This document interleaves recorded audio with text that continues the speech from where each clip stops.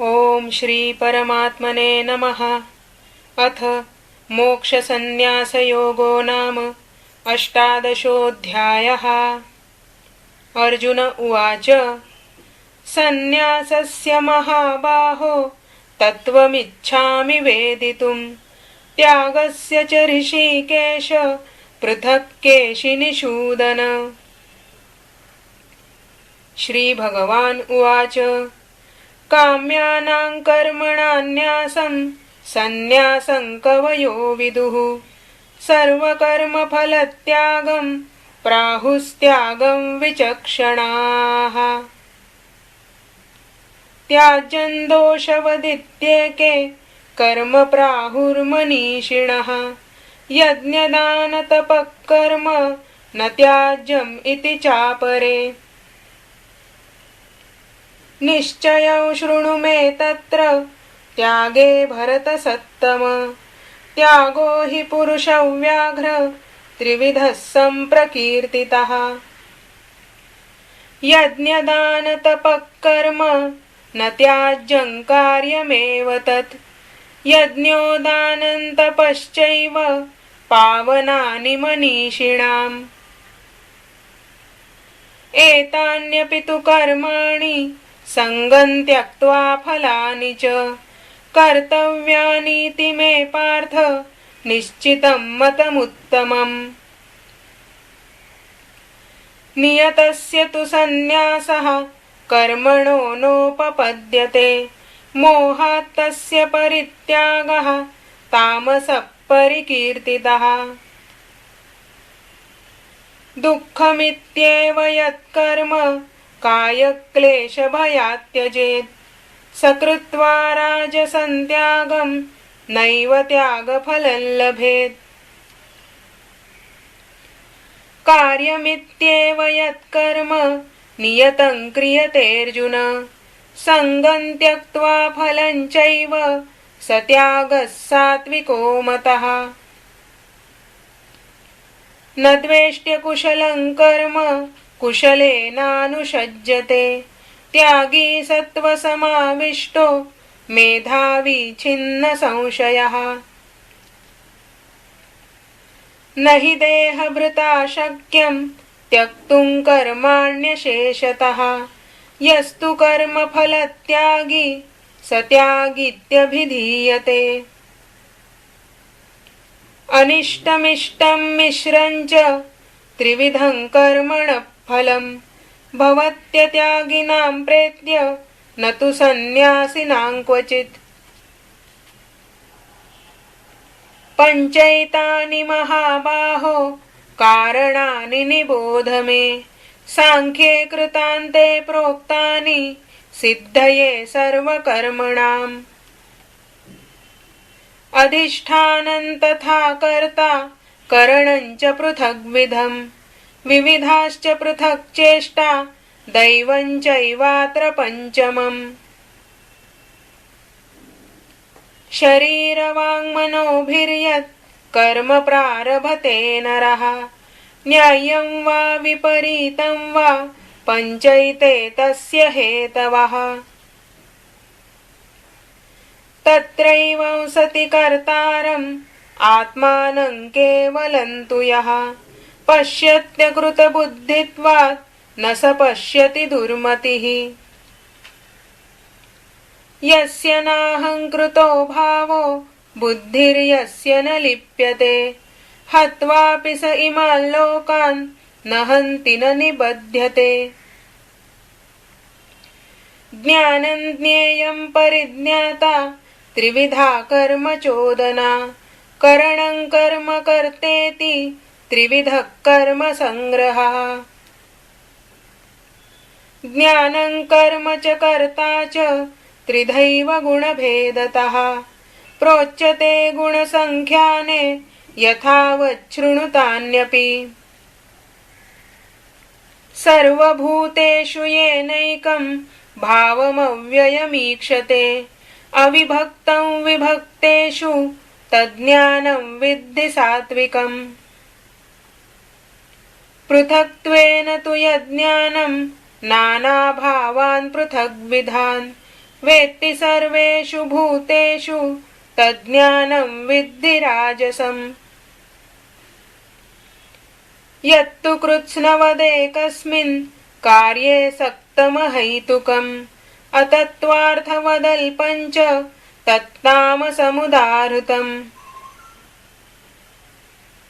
नियतं सङ्गरहितम् अरागद्वेषतः कृतम् अफलप्रेप्सुना कर्म यत्तत् सात्विकमुच्यते।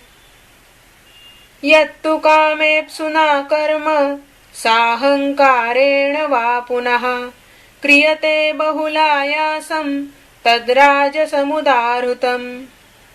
अनुबन्धं क्षयं हिंसाम् अनवेक्ष्य च पौरुषम् मोहादारभ्यते कर्म यत्तत्तामसमुच्यते। मुक्तसङ्गो नहं वादी धृत्युत्साहसमन्वितः सिद्ध्यसिद्ध्योर्निर्विकारः कर्ता सात्विक उच्यते। रागी कर्मफलप्रेप्सुः लुब्धो हिंसात्मको शुचिः हर्षशोकान्वितः कर्ता राजसः परिकीर्तितः। अयुक्तप्राकृतस्तब्धः शठो नैष्कृतिकोलसः विषादी दीर्घसूत्री च कर्ता तामस उच्यते। बुद्धेर्भेदं धृतेश्चैव गुणतस्त्रिविधं शृणु प्रोच्यमानमशेषेण पृथक्त्वेन धनञ्जय। प्रवृत्तिं च निवृत्तिं च कार्याकार्ये भयाभये बन्धं मोक्षं च या वेत्ति बुद्धिः सा पार्थ सात्विकी। यया धर्ममधर्मं च कार्यं चाकार्यमेव च अयथावत् प्रजानाति बुद्धिः सा पार्थ राजसी। अधर्मं धर्ममिति या मन्यते तमसावृता सर्वार्थान् विपरीतान् च बुद्धिः सा पार्थ तामसी। धृत्या यया धारयते मनः प्राणेन्द्रियक्रियाः योगेनाव्यभिचारिण्या धृतिः सा पार्थ सात्विकी। यया तु धर्मकामार्थान् धृत्या धारयतेऽर्जुन प्रसङ्गेन फलाकाङ्क्षी धृतिः सा पार्थ राजसी। यया स्वप्नं भयं शोकं विषादं मदमेव च न विमुञ्चति दुर्मेधा धृतिः सा पार्थ तामसी। सुखं त्विदानीं त्रिविधं शृणु मे भरतर्षभ अभ्यासाद् रमते यत्र दुःखान्तं च निगच्छति। यत्तदग्रे विषमिव परिणामे मृतोपमं तत्सुखं सात्विकं प्रोक्तम् आत्मबुद्धिप्रसादजम्। विषयेन्द्रियसंयोगात् यत्तदग्रे मृतोपमं परिणामे विषमिव तत्सुखं राजसंस्मृतम्। यदग्रे चानुबन्धे च सुखं मोहनमात्मनः निद्रालस्य प्रमादोत्थं तत्तामसमुदाहृतम्। न तदस्ति पृथिव्यां वा दिवि देवेषु वा पुनः सत्वं प्रकृतिजैर्मुक्तं यदेभिः स्यात्त्रिभिर्गुणैः। ब्राह्मणक्षत्रियविषां शूद्राणां च परन्तप कर्माणि प्रविभक्तानि स्वभावप्रभवैर्गुणैः। शमोदमस्तपःशौचं क्षान्तिरार्जवमेव च ज्ञानं विज्ञानमास्तिक्यं ब्रह्मकर्म स्वभावजम्। शौर्यं तेजो धृतिर्दाक्ष्यं युद्धे चाप्यपलायनम् दानमीश्वरभावश्च क्षात्रं कर्म स्वभावजम्। कृषिगौरक्ष्यवाणिज्यं वैश्यकर्म स्वभावजम्। परिचर्यात्मकं कर्म शूद्रस्यापि स्वभावजम् स्वे स्वे कर्मण्यभिरतः संसिद्धिर्लभते नरः स्वकर्मनिरतः सिद्धिं यथा विन्दति तच्छृणु यतः प्रवृत्तिर्भूतानां येन सर्वमिदं ततं स्वकर्मणा तमभ्यर्च्य सिद्धिं विन्दति मानवः श्रेयान् स्वधर्मो विगुणः परधर्मात् स्वनुष्ठितात् स्वभावनियतं कर्म कुर्वन्नाप्नोति किल्बिषम् सहजं कर्म कौन्तेय सदोषम् अपि न त्यजेत् सर्वारम्भा हि दोषेण धूमेनाग्निरिवावृताः असक्तबुद्धिः सर्वत्र जितात्मा विगतस्पृहः नैष्कर्म्यसिद्धिं परमां सन्न्यासेनाधिगच्छति सिद्धिं प्राप्तो यथा ब्रह्म तथाप्नोति निबोध मे समासेनैव कौन्तेय निष्ठा ज्ञानस्य या परा बुद्ध्या विशुद्धया युक्तो धृत्यात्मानन्नियम्य च शब्दादीन् विषयान् त्यक्त्वा रागद्वेषौ व्युदस्य च विविक्तसेवी लघ्वाशी यतवाक्कायमानसः ध्यानयोगपरो नित्यं वैराग्यं समुपाश्रितः अहङ्कारं बलं दर्पं कामं क्रोधं परिग्रहं विमुच्य निर्ममः शान्तो ब्रह्मभूयाय कल्पते ब्रह्मभूतप्रसन्नात्मा न शोचति न काङ्क्षति समः सर्वेषु भूतेषु मद्भक्तिर्लभते पराम् भक्त्या मामभिजानाति यावान्यश्चास्मि तत्त्वतः ततो मां तत्त्वतो ज्ञात्वा विशते तदनन्तरम् सर्व कुर्वाण